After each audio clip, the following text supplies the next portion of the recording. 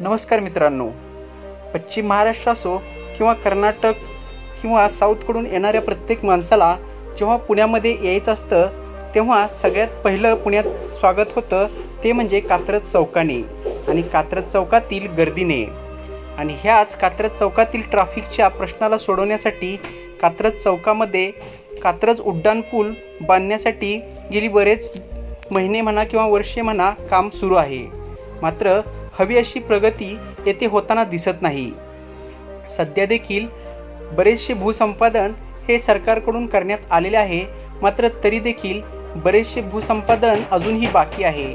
त्यामुळे हा कात्रज उड्डाणपुलाचा प्रश्न तसाच खितपत पडलेला आहे. त्यामुळे नागरिकांमध्ये रोष व्यक्त केला जात आहे. नागरिकांना हा रस्ता लवकरात लवकर सुरू व्हावा अशी अपेक्षा आहे. कात्रज चौकातील उड्डाणपुलाच्या कामाला भूसंपादनातील अडथळ्यांमुळे खोळंबा निर्माण झाला असून फक्त 7 जागा ह्या ताब्यात घेतल्याने नागरिकांमध्ये अजून देखील नाराजी व्यक्त केली जात आहे. आता ही अडथळ्याची शर्यत प्रशासनाकडून गतीने कंप्लीट व्हावे अशी नागरिकांमध्ये अपेक्षा व्यक्त होत आहे.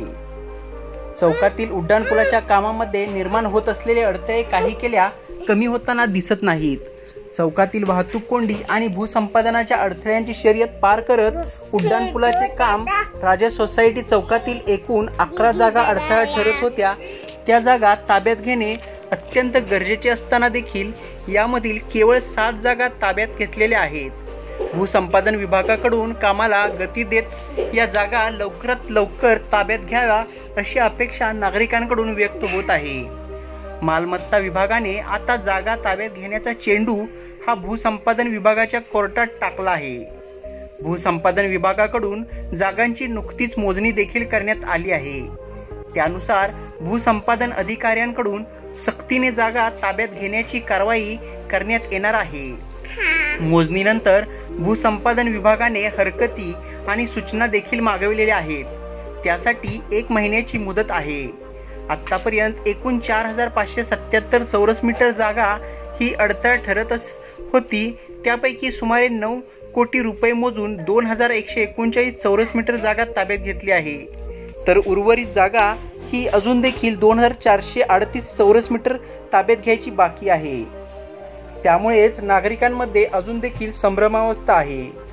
विधान परिषदेचे आमदार योगेश टिळेकर यांनी एकत्रित पाहणी दौरा करून जिल्हाधिकारी जितेंद्र डुडी यांच्या कार्यालयात सर्व अधिकाऱ्यांची एकत्रित बैठक घेतल्यानंतर उड्डाणपुलाबाबत नागरिकांच्या अपेक्षा उंचावलेल्या होत्या. मात्र त्यावेळी भूसंपादन कायद्यान्वये जागा ताब्यात घेण्याचा निर्णय देखील झालेला असून म्हणावी अशी गती प्राप्त होताना दिसत नाही.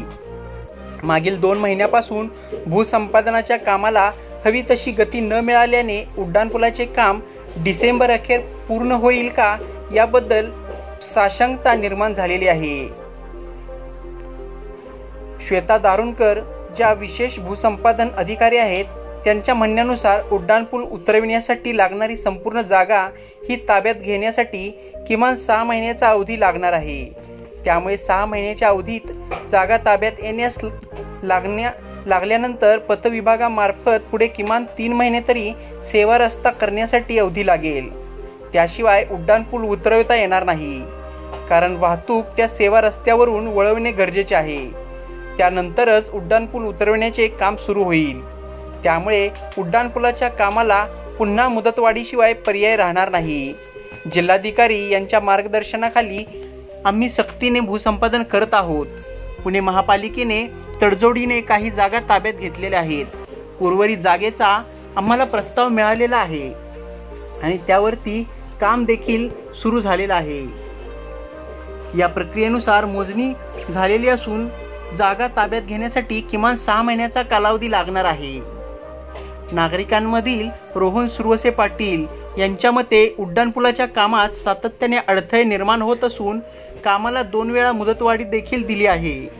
कात्रज कोंडवा आणि चौक परिसरात सातत्याने वाहतूक कोंडी होत असल्याने नागरिकांना हे काम लवकरात लवकर व्हावे ही अपेक्षा आहे. त्यामुळे प्रशासनाने यावर लवकरात लवकर तोडगा काढून नागरिकांना दिलासा द्यावा. पश्चिम महाराष्ट्र असो किंवा कर्नाटक साऊथ साईडहून येणाऱ्या प्रत्येक नागरिकाला जेव्हा पुण्यामध्ये एंट्री करावी लागते त्यावेळी या ट्रॅफिकला तोंड द्यावे लागते. त्यामुळे पुण्यामध्ये येताना एक निगेटिव्ह वातावरण निर्माण होते.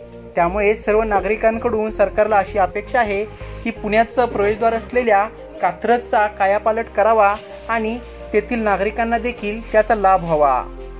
तर मित्रांनो, तुमचं यावरती काय मत आहे हे कमेंट बॉक्समध्ये लिहा. सोबतच व्हिडिओ आवडला असेल तर व्हिडिओला लाईक करा, शेअर करा व आपल्या मराठी यूट्यूब चॅनलला सबस्क्राईब करायचं बिलकुल विसरू नका. लवकरच भेटू पुन्हा एकदा अशाच नवनवीन इंटरेस्टिंग आणि इन्फॉर्मेटिव्ह व्हिडिओसोबत. तोपर्यंत स्वतःची काळजी घ्या. जय हिंद, जय महाराष्ट्र, जय जिजाऊ, जय शिवराय.